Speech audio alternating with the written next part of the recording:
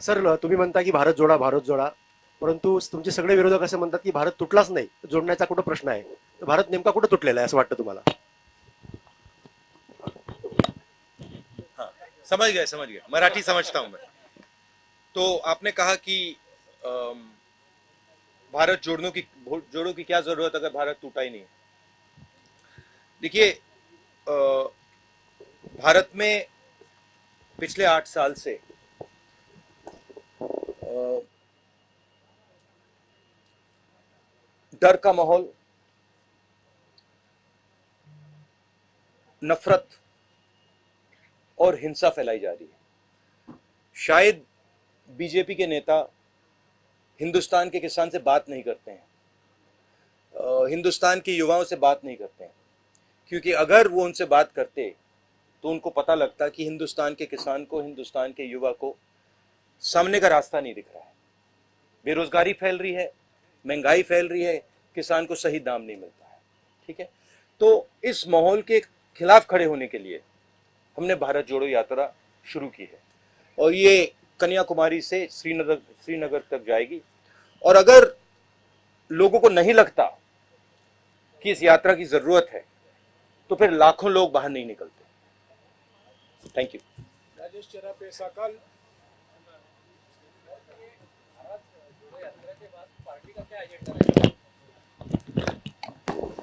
भैया, ये आपको कांग्रेस प्रेसिडेंट से पूछना पड़ेगा, खारगे जी से। He is now the president of the Congress party and he is the person who is going to give direction. मेरा लक्ष्य भारत जोड़ो यात्रा पर है। अब ये इसमें 2-3 महीने और लगेंगे, तो मेरा पूरा का पूरा फोकस इस यात्रा पे है। और बहुत बहुत अच्छा लग रहा है मुझे, क्योंकि बहुत सीखने को मिल रहा है, बहुत लोगों से समझने को मिल रहा है, और बहुत प्यार मिल रहा है। नीरज जावड़ेकर, महाराष्ट्र टाइम्स। नीरज जावड़ेकर, महाराष्ट्र टाइम्स।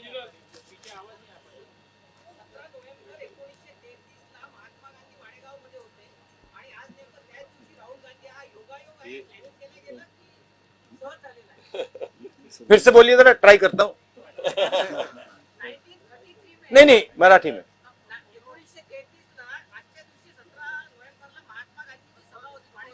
हाँ,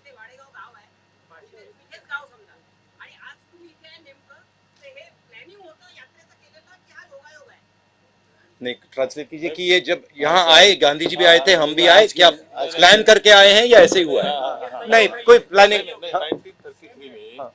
इसी दिन महात्मा गांधी यहाँ थे, तो ये अच्छा जो पॉजिटिव है ये। और आज आज यहाँ है, 89 ईयर के बाद आप है यहाँ, तो ये तो पॉजिटिव। देखिए, पॉजिटिव बात है। प्लान तो नहीं है, मगर महात्मा गांधी कुछ चीज थे और हम कुछ और हैं। मतलब कोई ये कंपैरिजन मत कीजिए प्लीज, ये उन हमें मतलब ये गलत कंपैरिजन है। No event. Prabodh Deshpande. He is Mahatma Gandhi ने देश को रास्ता दिखाया।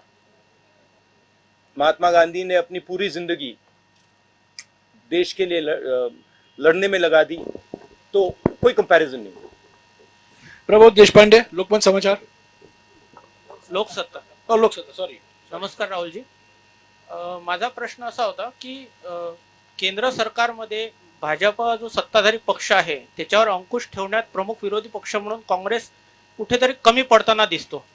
तर या संदर्भात पक्षाची पुढील रणनीती काय राहणार आहे आणि 2024 साठी प्रमुख अजेंडा काय राहणार आहे पक्षाचा? कमजोर पड़ रहा है अपना पक्ष, विपक्ष का, ऐसा उनका कहना है। सब पूरा का पूरा ऑपोजिशन या कांग्रेस अपने विपक्षी इस नाते से हम कमजोर गिर रहे हैं, ऐसा उसका कहना है मोदी सरकार के। नहीं, देखिए, ये जो लड़ाई है, इसको सबसे पहले ठीक तरीके से समझना है। आमतौर से क्या होता है, लोकतंत्र में एक पॉलिटिकल पार्टी दूसरी पॉलिटिकल पार्टी से लड़ती है, और जो युद्ध का मैदान होता है उसको जो देश के इंस्टीट्यूशंस होते हैं वो उस यूथ के मैदान में फेयरनेस क्रिएट करते हैं। आज क्या है कि ये एक राजनीतिक पार्टी और दूसरी राजनीतिक पार्टी के बीच में लड़ाई नहीं है, और मैं सिर्फ कांग्रेस की बात नहीं कर रहा हूं। एक तरफ हिंदुस्तान के सारे इंस्टीट्यूशंस खड़े हैं, बोलना नहीं चाहिए मगर विपक्ष का प्रेस पे तो कंट्रोल नहीं है, हैगा? प्रेस पे तो कंट्रोल नहीं है ना, तो बीजेपी का प्रेस पे कंट्रोल है, इंस्टीट्यूशनल स्ट्रक्चर पे कंट्रोल है, जुडिशरी पे प्रेशर डालते हैं। तो ये परसेप्शन सच परसेप्शन नहीं है, ये परसेप्शन सुपरफिशियल ऊपर का परसेप्शन है। मगर अगर आप नीचे जाएं और जनता से पूछें तो आपको बहुत एकदम दिख जाता है कि जनता क्या कह रही है और ऊपर परसेप्शन क्या बन रहा है, उसमें फर्क है। संजय खांडेकर, पुणे नगरी।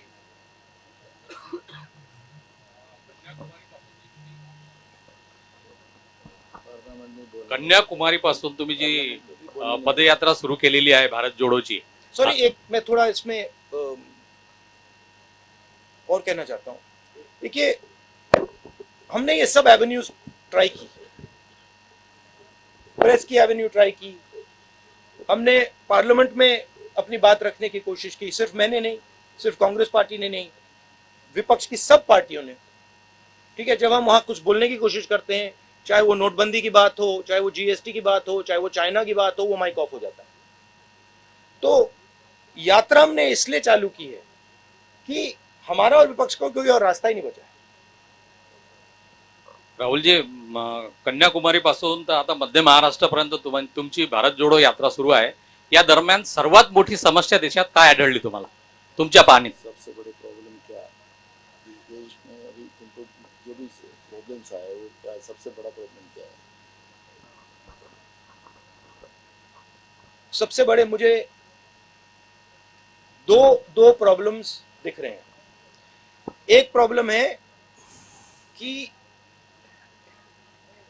युवा को यह भरोसा नहीं है कि उसे रोजगार मिल सकता है, चाहे वो कुछ भी पढ़ ले, किसी भी यूनिवर्सिटी में चला जाए, सर्टिफिकेट मिल जाए, मगर वो आपको गारंटी करके ये नहीं कह सकता कि अगर मैंने इंजीनियरिंग की ट्रेनिंग की है तो मैं इंजीनियर बनूंगा या मजदूरी करूंगा। और ये यूनिवर्सल है, मतलब मुझे जो पढ़ाई कर रहे हैं उनमें से एक युवा नहीं मिला जिसने कहा हाँ मुझ में कॉन्फिडेंस है कि मुझे रोजगार मिल जाएगा। तो ये पहला बड़ा मुद्दा है।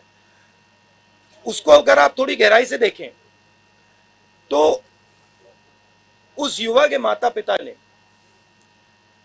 मेहनत करके उसे उसकी शिक्षा के लिए पैसा मोस्टली प्राइवेट प्लेयर्स को दिया है, प्राइवेट इंस्टीट्यूशंस को दिया है। एक तरफ वो दिन भर काम करते हैं, दूसरी तरफ महंगाई बढ़ती जा रही है, और तीसरी साइड जो उनका भविष्य है, उनका जो बेटा हो या उनकी बेटी हो, उसका रास्ता बंद है।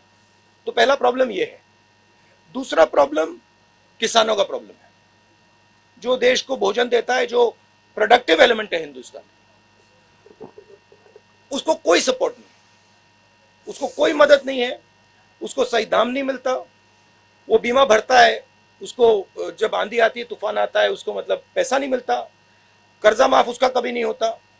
तो ये दो बड़े मुद्दे, बड़े प्रॉब्लम्स दिख रहे हैं। और तीसरा जो है जुड़ा हुआ है कि सब लोग ये कहते हैं कि अगर शिक्षा में हमें पैसा देना पड़ रहा है, अस्पतालों के लिए हमें पैसा देना पड़ रहा है, मतलब सरकारी अस्पताल नहीं बचे, सरकारी स्कूल्स कॉलेजेस नहीं बचे। महाराष्ट्र में तो स्कूलों को बंद किया जा रहा है, 20 बच्चों से अगर कम है तो उनको बंद ही करा जा रहा है। तो वो कह रहे हैं कि भैया अगर ये पैसा हम यहां डाल रहे हैं, ये जा कहां रहा है, किसके हाथ जा रहा है? तो वो इनइक्वालिटी की बात है और सबको मालूम है। मैं किसानों से पूछता हूं, भैया एक बात बताओ, ये आपका सिलेंडर, गैस सिलेंडर महंगा हुआ, पेट्रोल का दाम बढ़ा, आपके जेब में से पैसा जा रहा है, ये जा कहाँ रहा है? इमीडिएटली आंसर मिलता है, सब जानते हैं। Mega कोचिक Z24.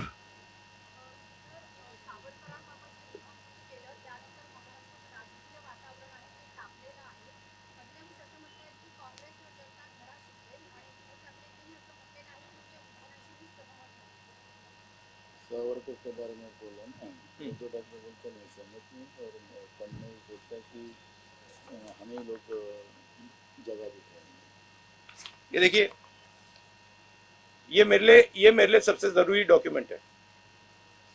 ये देखा आपने, दिख रहा है आपको? और इसमें आप देख लीजिए, ये सावरकर जी की चिट्ठी है जिसमें उन्होंने अंग्रेजों को लिखा है।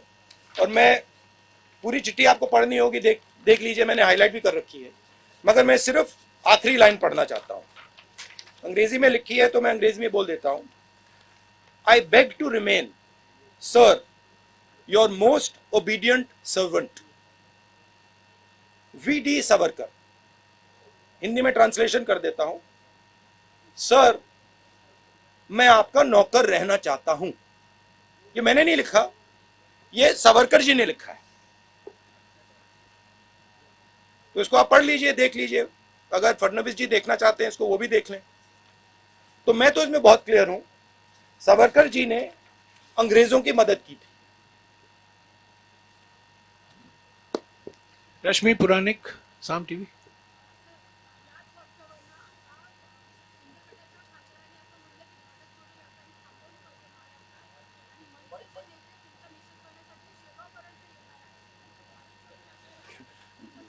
ये यात्रा को रोकना चाहिए, सावरकर के बारे में ऐसा बोला है, तो वैसे गवर्नमेंट को इसने लेटर लिखा है। किसने? सेवाड़े। मतलब रोकने, यात्रा को रोकने के लिए। हाँ। रोक दीजिए, कोई प्रॉब्लम नहीं है, रोक दीजिए। देखिए, किसी का कोई विचार हो उसको रखना चाहिए, और अगर सरकार को लगे कि भारत जोड़ो यात्रा को रोक देना चाहिए तो रोकने की कोशिश कीजिए, करिए। गजानन नुमाटे, TV9. आपकी रैली देखें तो उसमें घोषणाएं चलती है कि 2024 में प्रतिपक्ष का प्राइम मिनिस्टर पद का चेहरा राहुल गांधी है। क्या आप भी यही सोच रहे हैं कि 2024 में आप as prime minister candidate opposition में? मैं ये आप डिस्ट्रैक्ट करने का बहुत अच्छा तरीका है। हमारा काम भारत जोड़ो यात्रा का काम है, हमें भारत को जोड़ना है। ये इस सवाल के बारे में हम सोच ही नहीं रहे। हम कन्याकुमारी से शुरू किए हैं, हम श्रीनगर तक जाएंगे और वहां पर हम तिरंगे को लहराएंगे। ये हम कर रहे हैं, ये हमारी तपस्या है, और हम और कुछ चीज के बारे में नहीं सोच रहे। मुस्तान मिर्जा, आज तक. मेरा सवाल यह है कि हिमाचल प्रदेश में जब इलेक्शन हुए तो आपने 40 रैलीज की थी, और पिछली बार गुजरात में भी बहुत बड़ा कैंपेन आपने किया था, पर इस बार आपके इक्का दुक्का सिर्फ रैलीज है गुजरात में, तो ऐसे क्यों? क्योंकि जैसे मैंने अभी बोला, हमने सितंबर में भारत जोड़ो यात्रा शुरू की। हम इस यात्रा को श्रीनगर तक ले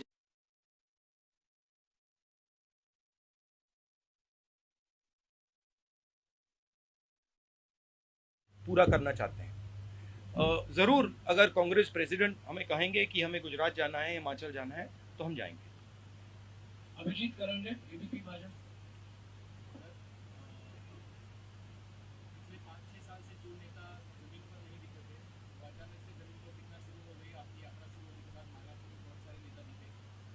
राहुल गांधी तो निकल पड़े, उन्होंने एक प्रोग्राम दे दिया है पार्टी के लिए। क्या ये प्रोग्राम गांव देहात तक जाने के लिए, क्योंकि यात्रा तो कन्याकुमारी से कश्मीर जा रही है, बहुत सारे तबके तक नहीं जा रही है, तो क्या कांग्रेस का कोई प्लान है आगे वाला, जो ये यात्रा है हर आदमी तक, हर गांव तक, हर शहर तक, हर तबके तक, हर आदिवासी पाड़े तक जाए, और आपका विचार जो है, जो आप बोल रहे हैं, वो पहुंचे वहां? यात्रा एक सोच है, एक काम करने का तरीका है, एक कह दो एक इमेजिनेशन है।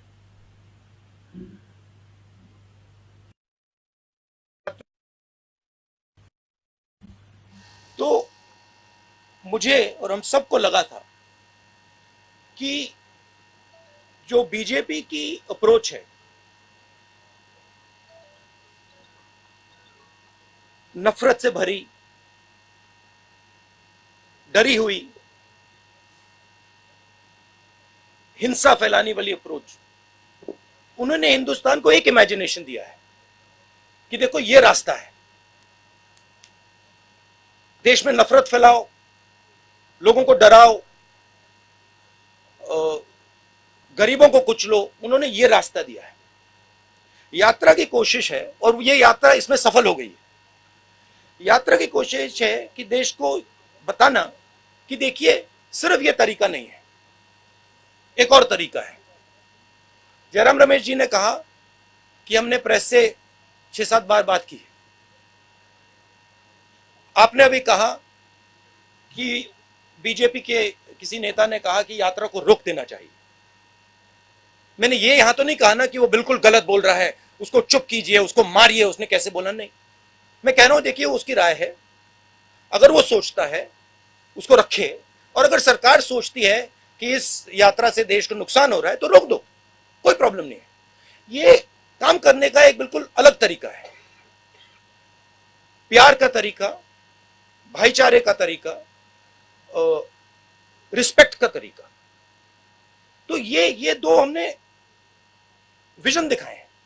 अब यात्रा जो हमने रखी है, जो हमने की है, इसमें से पॉलिसीज भी निकलती हैं। अगर वो कहते हैं कि भैया देखो किसान को कुचल दो, किसान को सही एमएसपी मत दो, किसान को बीमा का पैसा नहीं मिलना चाहता, तो इस यात्रा के इमेजिनेशन से एक और तरीका निकलता है। किसान की बात सुनो, किसान से गले लगो, किसान की इज्जत करो। तो इससे पॉलिसीज भी निकलती हैं, इससे एक्शंस भी निकलते हैं। अब कांग्रेस के सब लोगों को लग रहा है हाँ भैया चलने में फायदा है, राजनीतिक फायदा है,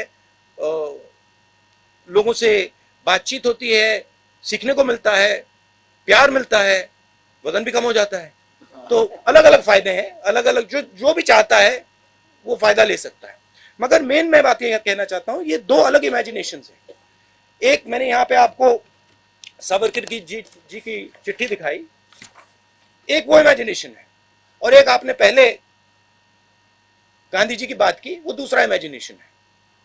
तो ये देश में इन दो इमेजिनेशंस की लड़ाई है। लेकिन सावरकर जैसे नहीं, no supplementary please, Savarkar no supplementary please, no supplementary. Ravindra Ambedkar जब आता है तो नो विपक्ष में प्लीज फूट भी पड़ जाती है। सुनिए प्लीज, नो सप्लीमेंट्री। जरा बोले, देखिए आप एक बात समझिए, ये मेरी राय है,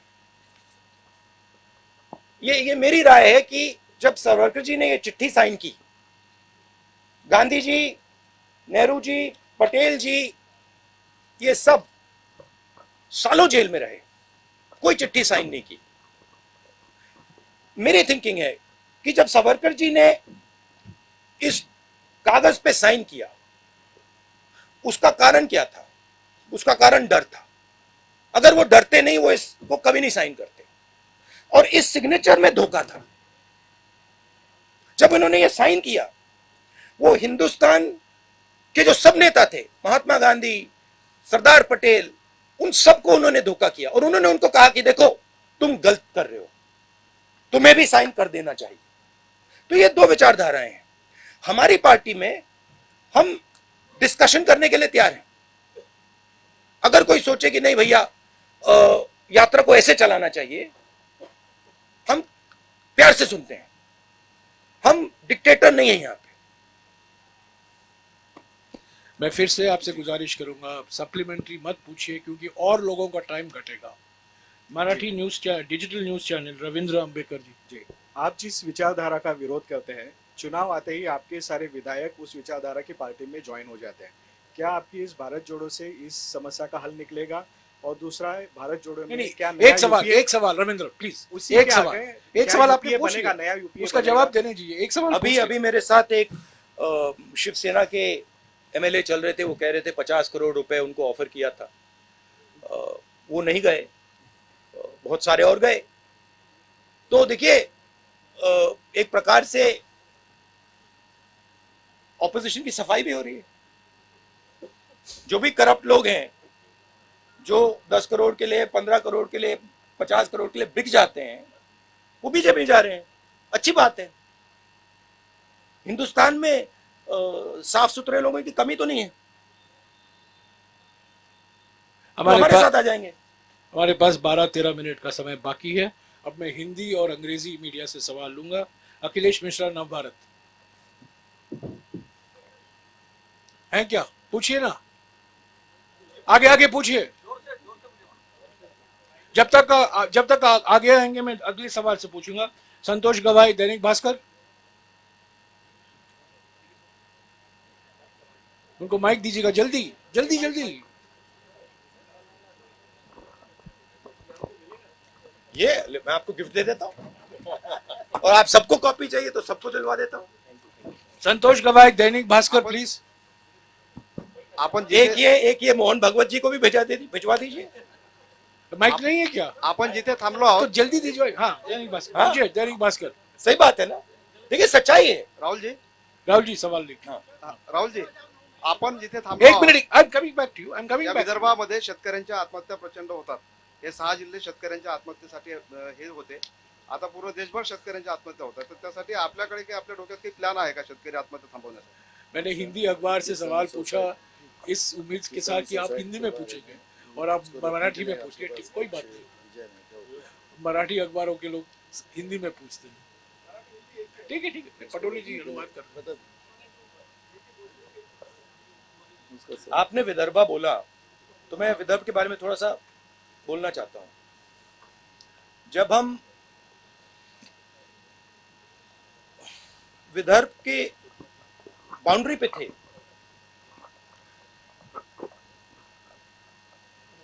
तो हमारे लोगों ने कहा कि हमें वहां पे अंदर आने से पहले वहां पे आपका एक गीत सुनना है। आप थे वहां पे? नहीं, आप नहीं थे। वहां पे गीत सुनना है। तो मैं वहां पे मैं गीत सुन रहा था और मेरे दिमाग में सवाल था उस टाइम जब वो गीत गा रहे थे। मुझे गीत बहुत अच्छा लगा और जब वो गा रहे थे मेरे दिमाग में सवाल था कि महात्मा गांधी जी जो थे वो वर्धा क्यों गए। मेरे माइंड में क्वेश्चन था, कितनी जगह है हिंदुस्तान में, कितने स्टेट्स हैं, वो यहां क्यों आए। तो मेरे दिमाग में ये सवाल था और मैं सोच रहा था। और फिर गीत के बाद वहां पे एक बड़ा सा आपने गेट लगा रखा और गेट के जैसे मैं अंदर गया 10 मिनट नहीं हुए मुझे बात समझ आ गई कि जो कांग्रेस की जो आइडियोलॉजी है वो एक्चुअली विदर्भ में है और जो नेचुरल कांग्रेसी होता है वो सब विदर्भ में बैठे हुए हैं। अब आपने बोला विदर्भ के किसानों की बात की। विदर्भ में ज्यादा मुश्किल है, मगर ये जो आपने मुद्दा उठाया है ये सिर्फ विदर्भ का मुद्दा नहीं है, ये पूरे हिंदुस्तान का मुद्दा है। विदर्भ में पानी की समस्या है, उसके बारे में कुछ किया जा सकता है, मगर जो हमारे प्रोड्यूसर्स हैं जो खेती करते हैं उनको प्रोटेक्शन देने की जरूरत है, उनको उनकी रक्षा करने की जरूरत है। जैसे कोई परिवार में कोई जो ब्रेड अर्नर होता है वो जरूरी होता है, उसकी प्रोटेक्शन करने की जरूरत होती है। वैसे ही हमारा जो किसान है वो देश को भोजन देता है। आजकल हमारी मेंटालिटी, सरकार की मेंटालिटी कि भाई हाँ देखो ये खेती कर रहा है उसको छोड़ दो, करने दो, सही रेट मिले ना मिले छोड़ दो, कर्ज माफी की जरूरत है नहीं छोड़ो। ये एटीट्यूड बदलना पड़ेगा, उसको सेंटर में लाना पड़ेगा, कहना पड़ेगा कि नहीं ये सबसे जरूरी चीज है। और ये देश को भोजन देते हैं, ये 24 घंटा काम करते हैं, और सरकार और देश का फर्ज बनता है कि वो इनकी रक्षा करे। अब रक्षा कैसे होगी? रक्षा उसको सही दाम देने से। हम न्याय योजना लाए थे, समझा दूं या आप जानते हो उसके बारे में? हर महीने हिंदुस्तान के सबसे गरीब लोगों को डायरेक्ट बैंक अकाउंट में पैसा, 72,000 रुपए साल के हर फैमिली को। तो उससे गरीब किसान के नीचे एक फ्लोर, फर्श बन जाएगा, उसके नीचे वो गिर ही नहीं पाएगा। तो नीचे आपने उसको मिनिमम पैसा दे दिया, कम से कम पैसा, और साइड से आपने उसकी रक्षा की। आपने उसको जब उसको कर्जे की जरूरत, जब उसके कर्जा ज्यादा हो जाए, आप सेंसिटिविटी से सुनो, आप उसकी बात समझो। जब उस पर प्रेशर आता है, आप उस प्रेशर को रिलीज करो। तो ये सब काम बहुत आसानी से किया जा सकता है। हमने यूपीए की सरकार में ये काम किया था। और आप विदर्भ के किसान से पूछो, जब विदर्भ को दर्द हो रहा था, यूपीए ने एकदम यहाँ पे पैकेज दिया था। अखिलेश मिश्रा, नवभारत। राहुल जी, उत्तर प्रदेश में पार्टी आपकी बहुत कमजोर होती जा रही है, आपकी यात्रा उधर से क्यों नहीं जा रही है? ये जो यात्रा है ना, ये इसका लक्ष्य कन्याकुमारी से कश्मीर तक जाने का है। नहीं, आप चले गए, सवाल पूछ लिया। हाँ, जवाब नहीं चाहते क्या? हाँ, तो ये यात्रा कश्मीर तक जाएगी और कन्याकुमारी से ये शुरू हुई है। अब मुझे पता नहीं ये किसने बात बोल दी कि ये यात्रा उत्तर प्रदेश से नहीं निकलेगी। मुझे नहीं मालूम किसने बोला है, क्योंकि दिल्ली के बाद ये यात्रा उत्तर प्रदेश से निकलेगी। उत्तर प्रदेश से हरियाणा जाएगी, हरियाणा से पंजाब जाएगी, पंजाब से जम्मू जाएगी। तो पता नहीं ये मिस इन्फॉर्मेशन कौन फैला रहा है, मगर ये यात्रा यूपी में जाएगी। गजानन अवस्थी, लोकमत समाचार। एक मेरी एक्चुअली शिकायत है कि यूपी में थोड़ा और जाना चाहिए था, बट अगर हम थोड़ा और जाएंगे तो वो रास्ता फिर ज्यादा लंबा हो जाएगा। इसलिए हमने यूपी में शायद 2-3 डिस्ट्रिक्ट्स में हम जाएंगे, 3, 4, 5 दिन जाएंगे। मैं राहुल जी से निवेदन करूंगा कि उनके जवाब के कारण हम इसको 5 मिनट बढ़ा सकते हैं तो अच्छा। हाँ, बढ़ा। ठीक है, गजानन अवस्थी प्लीज, लोकमत समाचार। हेलो सर, राज्य के अभी की जो खस्ताहाल एक minute please, Gajanan Awasthi. Sir, राज्य की जो खस्ताहाल स्थिति है अभी महाराष्ट्र की, तो ये पदयात्रा का उस पर कुछ असर होगा क्या वर्तमान राज्य की स्थिति पर? नहीं, राज्य मतलब महाराष्ट्र के राज्य ये थी कि हाँ, पार्टी की स्थिति कमजोर नहीं है। महाराष्ट्र में कांग्रेस की विचारधारा, और ये मैंने जयराम रमेश जी से कहा, मैं आपको बताऊं सबसे अच्छा रिस्पांस महाराष्ट्र में मिला है। नेचुरल कांग्रेस है ये। और मुझे मतलब ये बात बहुत समझने को मिली है, ये यहां पे नेचुरल कांग्रेस है, मतलब ये डीएनए है कांग्रेस। तो यहाँ कांग्रेस पार्टी मजबूत, कमजोर बिल्कुल नहीं। वैभव गंजापुरे, टाइम्स ऑफ इंडिया प्लीज। देखिए, फ्यूचर तो आप प्रेडिक्ट करते हो, मैं तो करता नहीं हूं, मगर असर जरूर पड़ेगा, पॉजिटिव असर पड़ेगा।